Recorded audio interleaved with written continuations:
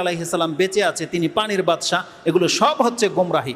যদি আপনি বলেন যে খাজির আলাইহিস সালাম মানুষ, তাহলে তার মৃত্যু হয়ে গেছে। কেন? আল্লাহ সুবহানাহু ওয়া তাআলা কি বলেছেন? ওমা জাআলনা লিবাশারিম মিন ক্বাবলিকাল খুলদা, আপনার পূর্বে কোনো ব্যক্তিকে আমি জীবিত রাখিনি, চিরস্থায়িত্ব দান করিনি। তাহলে খাজির আলাইহিস সালামও চিরস্থায়িত্ব পাননি, তার আগে অতীত হয়ে গেছে। মূসা আলাইহিস সালামের ইন্তেকাল হয়েছে, খাজির আলাইহিস সালামের ইন্তেকাল হয়েছে। তারপরে আল্লাহ সুবহানাহু ওয়া তাআলা বলছেন আফাইম মিত্তা ফাহুমুল খালিদুন, তার মানে দুইটা ভাগ করে দিয়েছে আল্লাহ, যে আপনার পূর্বে কোনো পুরুষ কোনো মানুষকে আমি জীবিত ছাড়িনি, প্রত্যেককে মরতে হয়েছে। যখন আপনি মারা যাবেন, তার মানে পৃথিবীতে আর কোন ব্যক্তি বাকি থাকতে পারে যারা বেঁচে থাকবে? তো বিষয়টা এবার আমি আপনাকে বুঝাই। মুহাম্মদুর রাসূলুল্লাহ সাল্লাল্লাহু আলাইহি ওয়াসাল্লামের মান মর্যাদাটা আল্লাহর কাছে এমন, আল্লাহ বলছেন হে নবী আপনি জেনে রাখেন, আপনার পূর্বে ইব্রাহিম, মূসা, ঈসা যত নবীরা ছিল তাদেরকে কেন মরতে হয়েছে? যেহেতু আপনাকে মরতে হবে।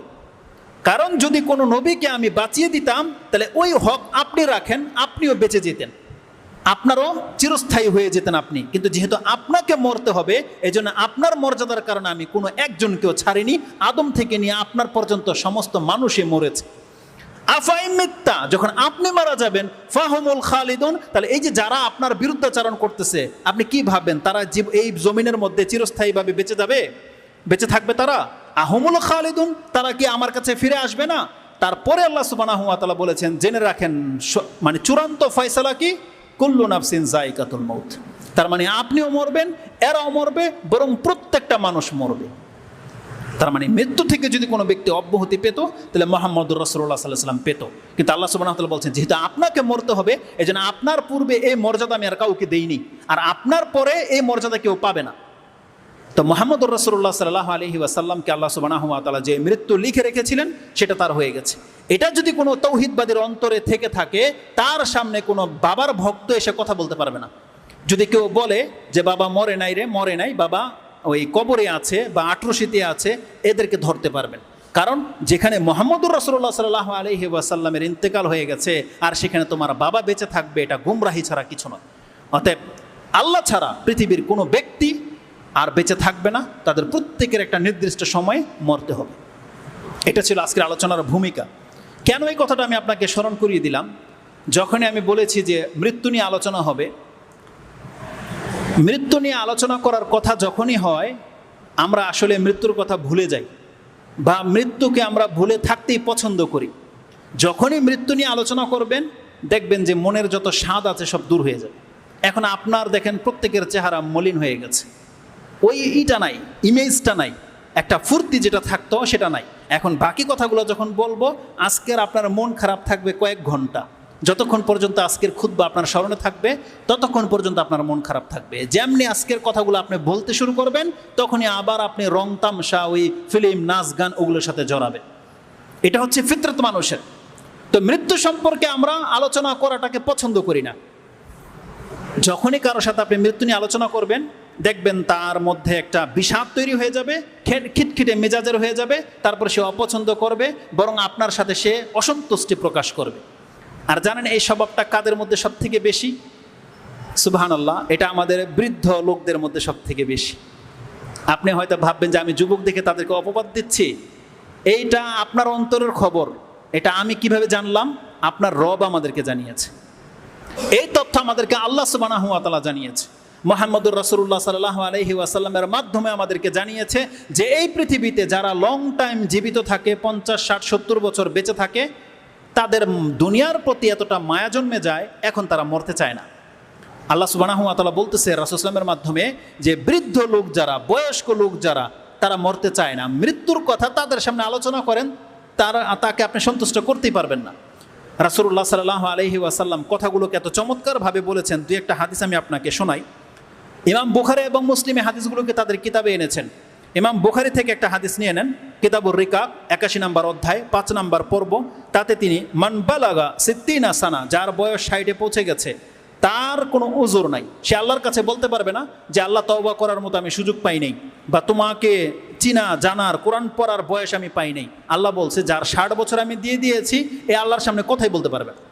এ বলতে পারবে না যে আল্লাহ আমি বয়স পাই নাই। আল্লাহ বলবে আমি কি তোমাকে এতটা সময় দেইনি? যেটা সূরা ফাতির 37 নম্বর আয়াতে আপনি পেয়ে যাবেন, ওদিকে আমি যাচ্ছি না।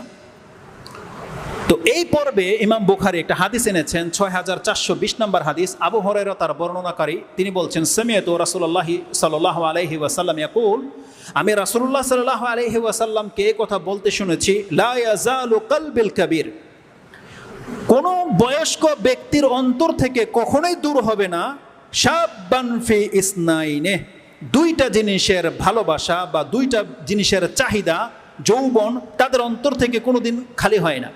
তাদের বয়স বাড়ে কিন্তু অন্তরে ওই দুইটা জিনিস বদ্ধমূল হয়ে থেকে যায়, দুইটা চাহিদা তাদের অলওয়েজ থেকে যায়, ওটা বৃদ্ধ হয় না, ওটা যুবকই থাকে। সেটা কি? রাসূল সাল্লাল্লাহু আলাইহি ওয়াসাল্লাম বলছেন, ফি হুব্বিদ দুনিয়া, দুনিয়ার ভালোবাসা, ফি হুব্বিদ দুনিয়া ওয়া তুলিল আমাল, এবং লম্বা উচ্চাকাঙ্ক্ষা, অনেক বেশি আশা, অনেক বেশি আকাঙ্ক্ষা, অনেক বেশি লোভ তাদের মধ্যে জন্মায়। এই তথ্য দিয়েছেন মুহাম্মদুর রাসূলুল্লাহ সাল্লাল্লাহু আলাইহি ওয়াসাল্লাম। কেন? একটু ব্যাখ্যা বলে দিই, তারপর বাকি শব্দগুলো বলবো। এটা এই জন্যে, একজন ব্যক্তি যারা কষ্ট করে 30-40 বছর পর্যন্ত চাকরি বাকরি করেছেন, তারপরে একটা পর্যায়ে একটা জায়গা কিনেছেন, তারপরে আরও 20 বছরের টাকা দিয়ে একটা বাড়ি করেছেন, মানে বাড়ি করতে আপনার 50 বছর লেগে গেছে।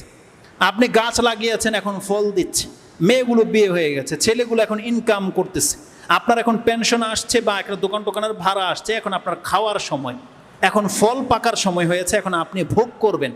এত চমৎকার একটা বাড়ি হয়ে গেছে, এতদিন শুধু পেরেশানি ছিলেন, এখন একটু রিল্যাক্সে আছেন। এই সময় যদি আপনাকে কেউ সংবাদ দেয় যে আপনি আর বাঁচবেন না, এটা অবশ্যই কষ্টের কারণ।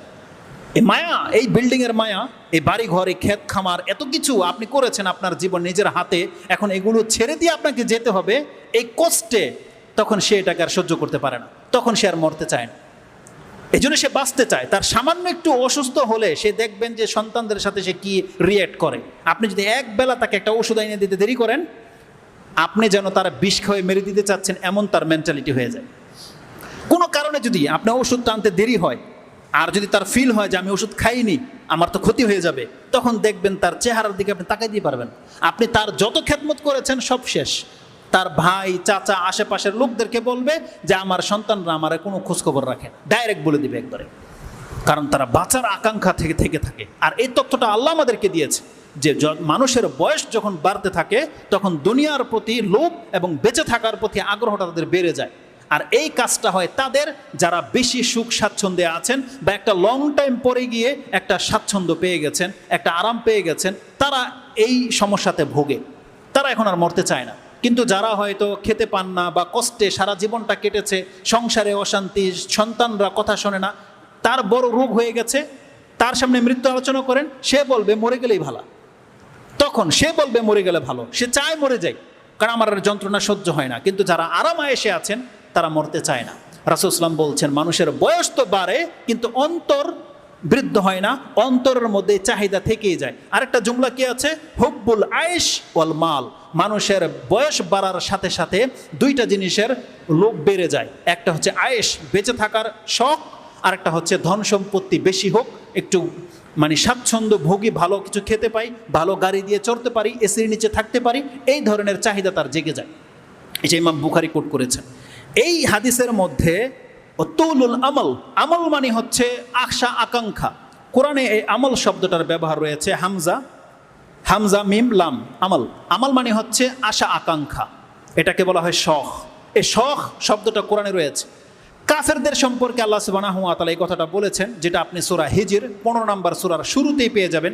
2 নম্বর আয়াত আল্লাহ সুবহানাহু ওয়া তাআলা বলছেন, এই পৃথিবীতে যারা আজকে কাফের হয়ে আছে, রুবামা ইয়াওয়াদ্দুল্লাযিনা কাফারু লাউ কানু মুসলিমিন, একটা সময় আসবে প্রত্যেকটা কাফের বলবে, হায় আমার দুর্ভোগ, আমি যদি মুসলমান হয়ে মরতাম, আমার জীবনের যা পাপ ছিল, কিন্তু আমি কাফের না হয়ে যদি মুসলিম হইতাম। আল্লাহ বলছেন প্রত্যেকটা কাফের সে মরার পরে এই কথাটা অবশ্যই বলবে।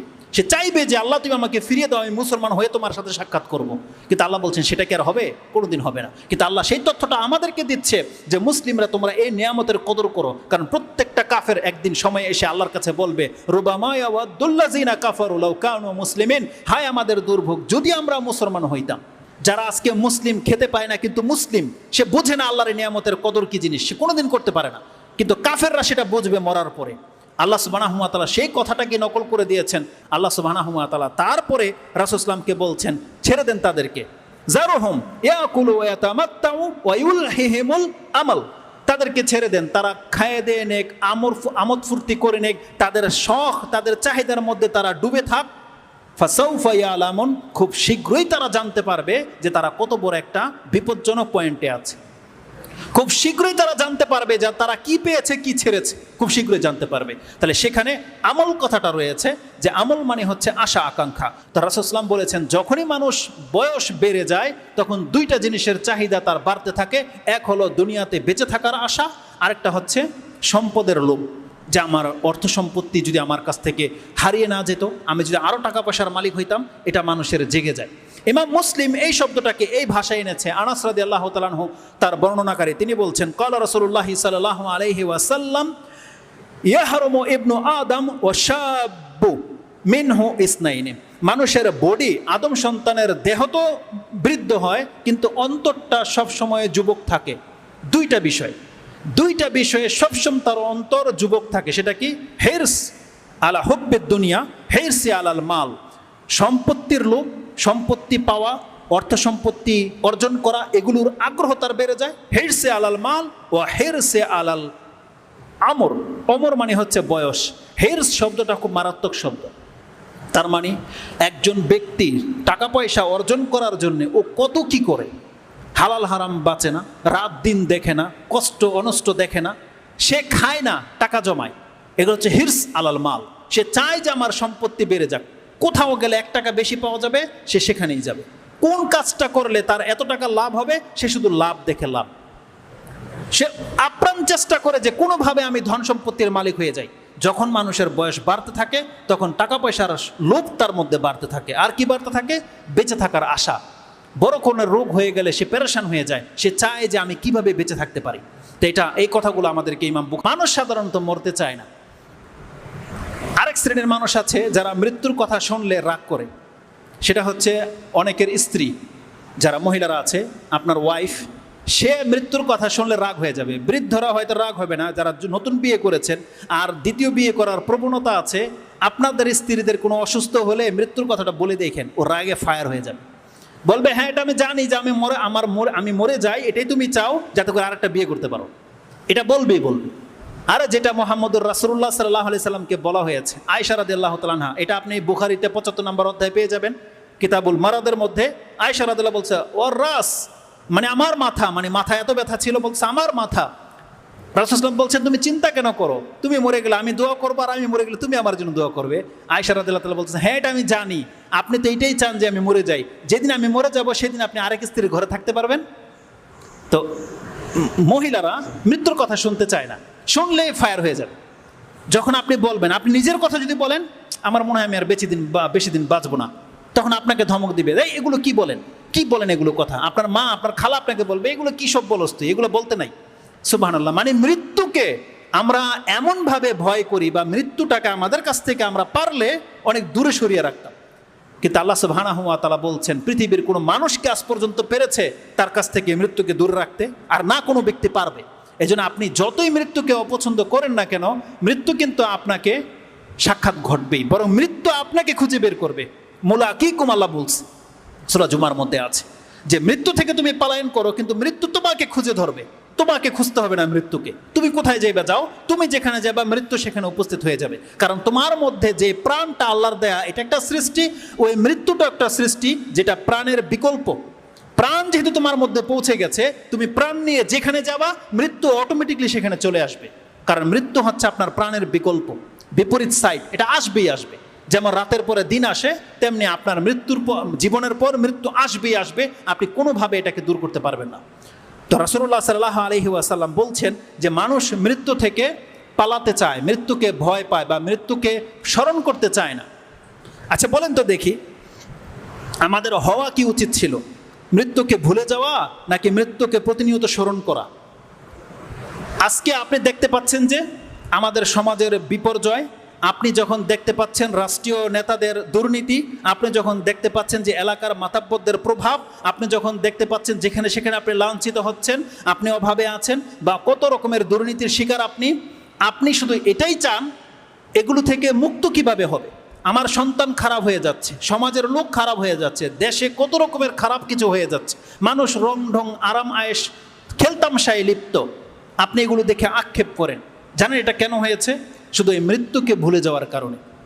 কারণ রাসূলুল্লাহ সাল্লাল্লাহু আলাইহি ওয়াসাল্লাম বলছেন, যদি কোনো ব্যক্তি আল্লাহর সামনে দাঁড়াতে হবে এটা যদি ভুলে যায়, পরকাল যে একটা আছে এটা যদি ভুলে যায়, তাহলে তার চরিত্র, তার আমল কাফেরদের মতো হয়ে যাবে। আর আজকে আমাদের অধিকাংশ মুসলিমদের অবস্থাটা হচ্ছে তাই। আমরা 70 বছর থেকে নিয়ে 7 বছরের বাচ্চা পর্যন্ত এই পুরো সার্কেলটাকে আপনি দেখেন, কারো মধ্যে আল্লাহর ভয় নাই। একটা মানুষের চুল দাড়ি সাদা হয়ে গেছে, মরে যাবে কয়েকদিন পর, তার মধ্যে পর্যন্ত আল্লাহর ভয় নাই। এখনো দেখবেন তার মাথার মধ্যে একটা টুপি, পাঞ্জাবিও আছে, মুখে দাড়িও আছে, আবার হাতে সিগারেট। এমন সমাজের মুরব্বীরা হচ্ছে আমাদের জন্য লাঞ্ছনার কারণ। আর একটা যুবক সিগারেট খায় হাতে, ওর এখন বেঁচে থাকার আশা আছে, ও এখন গায়ে শক্তি আছে, যেন ডেমকে আর চলাফেরা করে, ও কাউকে মানে না, পাত্তা দেয় না। কিন্তু ওই মুরব্বী যে কিনা মরে যাবে কয়েকদিন পর, যার জীবনের সমস্ত স্বাদ আল্লাহ পার হয়ে গেছে, এখন তার হাতের মধ্যে কোরআন থাকার কথা, এখন তার কোরআন সামনে থাকার কথা, তার মসজিদে সময় কাটানোর কথা, কিন্তু এখনও সে চায়ের হোটেলে বসা, তার হাতে থাকে সিগারেট, মুখে থাকে পান। কেন এটা হয়েছে? শুধুমাত্র মরে যাবে এই কথাটা ভুলে যাওয়ার কারণে। অথচ আমাদের চরিত্র আজকে অধিকাংশ মানুষের মহিলা সংক্রান্ত সমস্যার মধ্যে জর্জরিত।